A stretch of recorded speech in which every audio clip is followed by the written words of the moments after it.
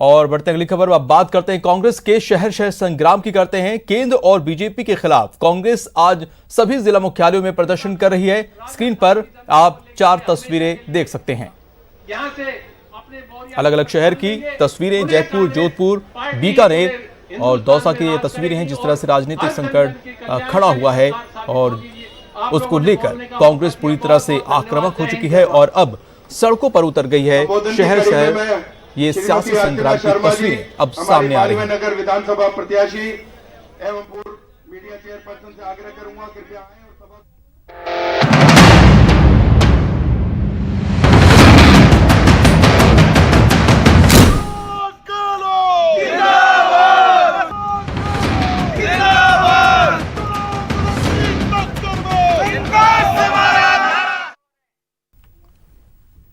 तो शहर शहर जो है सियासी संग्राम छिड़ा हुआ है और कांग्रेस पूरी तरह से आक्रामक है और उसकी कोशिश यही है कि राज्यपाल उनको जो है सत्र जो है बुलाए और उसके जरिए जो वो करना चाहते हैं वो करें। और लगातार हमारे साथ जो है गेस्ट पैनल भी बना हुआ है और रामलाल शर्मा बीजेपी विधायक हैं हमारे साथ जुड़े हुए हैं और साथ में कांग्रेस नेता सत्येंद्र भारद्वाज भी जुड़े हुए हैं। आप दोनों का ही बहुत स्वागत है राजस्थान न्यूज़ 18 राजस्थान पर।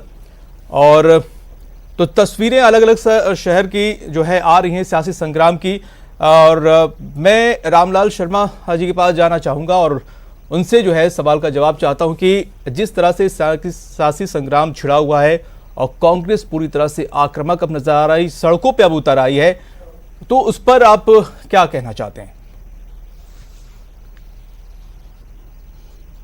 देखिए, सबसे पहले तो मैं ये कहूँगा कि जो प्रदेश के हालात जो बने हुए हैं वो कांग्रेस की वजह से बने हुए हैं, कांग्रेस की अंदरूनी लड़ाई की वजह से है, इनके आपस में वर्चस्व की लड़ाई की वजह से है, एक दूसरे को नीचा दिखाने की वजह से। बाकी अगर इसका हम श्रेय अगर कोई दूसरे को देना चाहें कि साहब उनकी वजह से ऐसा हो रहा है, तो ये बिल्कुल मैं सिरे से इस बात को खारिज करता हूँ। जिस तरीके से हालात प्रदेश के बने हुए हैं, आपस की लड़ाई की वजह से, एक दूसरे से 1.5 साल तक संवाद नहीं होने की वजह से, एक दूसरे को मनचाहे विभाग नहीं मिलने की वजह से, एक दूसरे के मनचाहे अधिकारी नहीं लगाने की वजह से, एक दूसरे को नीचा दिखाने की वजह से ये प्रदेश के हालात बने हैं। और इन हालातों के दौरान जिस तरीके की चर्चा परिचर्चा और जिस तरीके से एक संवैधानिक पद के ऊपर बैठे हुए व्यक्ति की जो गरिमा होती है, उस गरिमा के अनुसार उनका आचरण होता है, उनके एक एक शब्द के मायने निकाले जाते हैं। और जिस तरीके से पिछले 15 दिन में प्रदेश के मुख्यमंत्री अशोक गहलोत जी ने जो वक्तव्य दिए हैं, वो एक तरीके से जो हमारी सांस्कृतिक विरासत जिसको हम कह सकते हैं, नैतिकता हम कह सकते हैं, या सैद्धांतिक हमारा एक मनोबल जिसको कह सकते हैं, उसको गिराने का काम किया है। और दूसरी तरफ कल तो टिप्पणी जो महामहिम राज्यपाल महोदय के ऊपर की गई, वो तो जिसकी जितनी निंदा की जाए उतनी कमी है कि एक गरिमामय पद के ऊपर बिल्कुल हम रामलाल जी इस पर भी हम चर्चा करेंगे, लेकिन आपने हमारे को सत्र बुलाने की आह्वान नहीं किया तो हम जनता इसका घेराव करेगी। है कि ये आपका कहना ये है कि ये कांग्रेस की का आंतरिक मामला है, लेकिन कहीं ना कहीं आपकी बात बीजेपी बीच बीच में आ ही जा रही है। बार बार कांग्रेस जो है बीजेपी पे आरोप लगा रहा है कि ये सब किया धरा बीजेपी का है। आप मुझे एक चीज बता दो अंसारी जी, भारतीय जनता पार्टी के 72 विधायक हैं और 3 उनके समर्थक विधायक हैं, 75 विधायक भारतीय जनता पार्टी के पास है।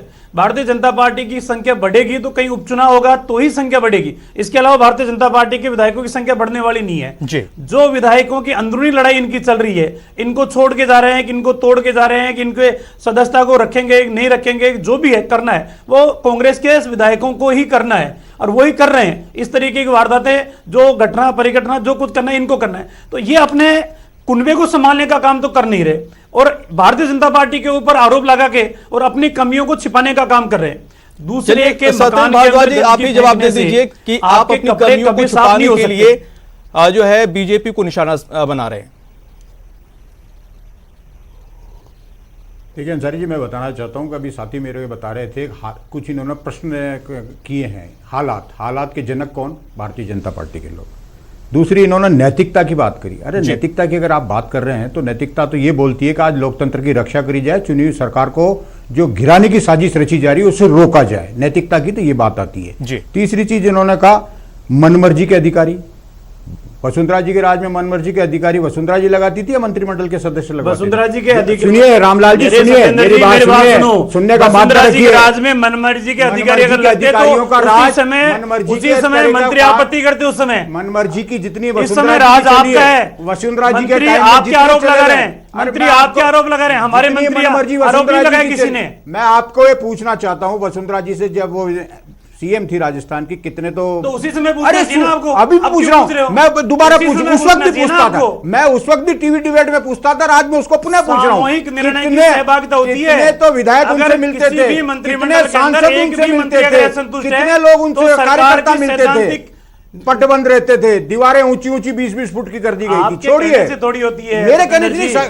चलिए आपके सिविल कहने लाइन से में थोड़ी होती है। देखिए, सिविल लाइन को आप 20-20 फुट की दीवारें करिए। लोकतंत्र के अंदर इस तरह की नहीं होती। जो लोग जनप्रतिनिधि होता है, चाहे वो मुख्यमंत्री हो, चाहे आप जैसे विधायक हो, चाहे और कांग्रेस किसी भी पार्टी का कार्यकर्ता हो, जो भी सार्वजनिक जीवन जी रहा है उसे जनता के साथ संवाद रखना पड़ता है। जनता की समस्या को लेके सरकार से बात करनी पड़ती है, विपक्षी दल से बात करनी पड़ती है, आंदोलन भी करने पड़ते हैं। नैतिकता की आप बात मत करिए, नैतिकता तो आपने खो दी है। ये नैतिकता आपने पिछले 6 साल के अंदर आप देखें, हिंदुस्तान के अंदर जो सरकारें गिराई है, नैतिकता का कोई मूल्य आपको समझ में नहीं आता, लोकतंत्र का कोई मूल्य आपको समझ में नहीं आता। मेरा ये मानना है, मैं आपसे करबद्ध प्रार्थना करता हूं, आपके हाईकमान से, आप सब लोगों से, कि चुनी हुई सरकारों को मत गिराइए, इस लोकतंत्र की रक्षा करिए, संविधान की रक्षा करिए। इसी के अंदर देश आगे बढ़ेगा। संविधान से बड़ा कोई चीज नहीं है, लोकतंत्र से बड़ी कोई चीज नहीं है। चुनी हुई सरकारों को आप जीती हुई सरकार को गिराइए मत। लेकिन रामलाल जी, एक सवाल ये है कि आखिर गवर्नर साहब नाराज क्यों हैं?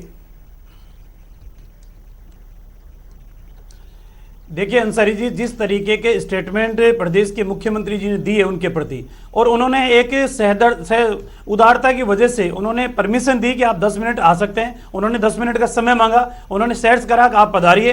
राज्यपाल महोदय ने कभी इनकार नहीं किया, लेकिन 10 मिनट का समय लेकर और जिस तरीके से राजभवन के अंदर जाके नारेबाजी करना, अभद्रता करना, सोशल डिस्टेंस की जहां बात करने वाली सरकार जिनको पालन करने की आवश्यकता है, वो इस तरीके से नारेबाजी करना, वहां के वातावरण को दूषित करना वॉइस के माध्यम से, वहां कई परिवार रहते हैं उस कैंपस के अंदर। तो नाराजगी इस बात की है कि जो संवैधानिक मर्यादा है, उन मर्यादाओं का पालन करना हम सबकी नैतिक जिम्मेदारी है। और उन संवैधानिक मर्यादाओं की पालना अगर आप जैसे व्यक्ति नहीं करेंगे तो फिर किनसे उम्मीद की जा सकती है? तो नाराजगी उनकी इस बात के ऊपर थी। अगर आप अपनी बात कहना चाहते हैं तो कहने के कई तरीके हैं, कई प्लेटफॉर्म है। जी बिल्कुल सत्येंद्र जी, एक 10 दिन के अंदर टाइम कम है तो 4 बार मुलाकात हो चुकी है, जी, तो आप टाइम अपनी कम बात है उस समय भी और कह सकते थे। इस चर्चा को हम आगे और नहीं बढ़ा सकते हैं। फिलहाल आप दोनों हमारे साथ जुड़ने के लिए बहुत शुक्रिया आपका।